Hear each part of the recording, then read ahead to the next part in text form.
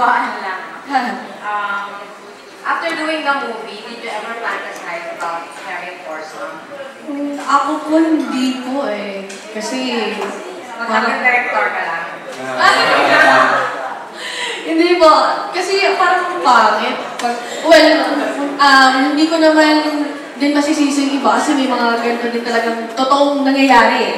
Na yung itong Forza na to eh. Kasi malay mo, yun yung nakakatulong sa kanilang mag-asawa para mas mapatagal sila. And parang lalagyan nila ng konting, alam mo yun, konting mix yung pagsasama nila. So, ayun. Pero ako, hindi po eh. Madamot ako eh. Selfish ako eh. Gusto ko isa lang. Ayoko nang may kahati pa. Si Mark. Ako po, hindi rin po. Lalo na sa stage ko na ngayon, hindi ko naisip. Sa stage mo? I mean, ganito, married na po ako. Yes. Ay, talaga wala sa akin. Would anyone know kung ano ang role ni Jessa versus Si Jessa, it's girlfriend siya ni Armina. Armina po dito. Debra? Yes, tama.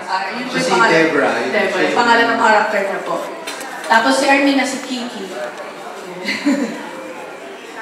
Yun lang, thank you. Thank you po. Thank you so much, Ms.